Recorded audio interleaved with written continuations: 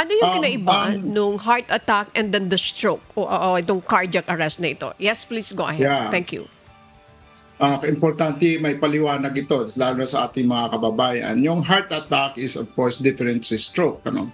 Yung heart attack is atake sa puso, as sabi nga natin kanina ni Jackie at saka ni Annie.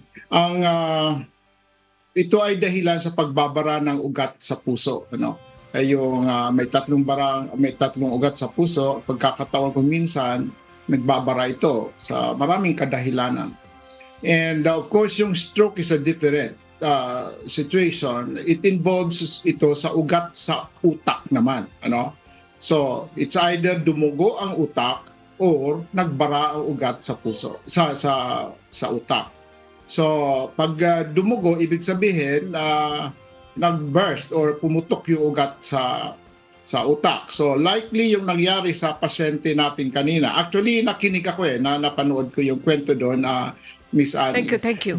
Thank you. Yeah, likely, sa sobrang init, baka tumaas ang blood pressure bigla ng pasyente, and that could have caused yung pwedeng pumutok yung ugat sa utak niya, kaya nagkaroon ng bleed. Kasi parang ang initial findings na naririnig ko, parang may dugo. And that's why nangangailangan yata ng neurosurgeon to evacuate yung dugo na nandun. Yun ang pagkakaintindi ko. So the only explanation that I can think of sa sitwasyon na yun is the sobrang init, course, pwedeng tumaas ang blood pressure, and it will cause yung pagputok ng ugat sa utak. So, may mga sitwasyon din na mga tinatawag namin aneurysm, hindi natin alam sa taong yon. So, definitely, mukhang ang init could have nag-trigger doon sa sitwasyon yon. Okay, very quickly, bago ko po ibalik kay Miss Jackie Aquino. Tama ba yung ginawa niya dahil sa sobrang init, mayroon malamig na pitsil doon, mayroon yellow, may tubig, tapos binuhos niya sa kanyang ulo?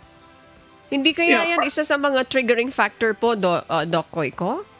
Not really, kasi in fact, isa sa mga immediate actions na ginagawa pag nagkakaroon ng heat exhaustion or stroke na sinasabi sa sobrang init, is dapat palamigin mo yung tao. Kasi biglang tataas ang temperatura, yung heat index ng katawan ng tao sa pag umabot yan ng 40 and above, talagang may mararamdaman siya.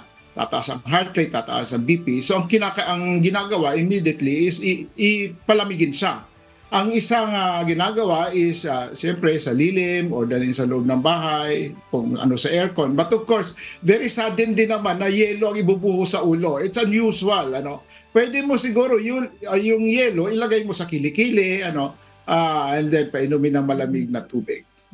But not siguro yung malamig na malamig, kasi sudden change of temperature may not also be good. But ang action really is sa mga heat stroke is palamigin mo ang katawan ng tao.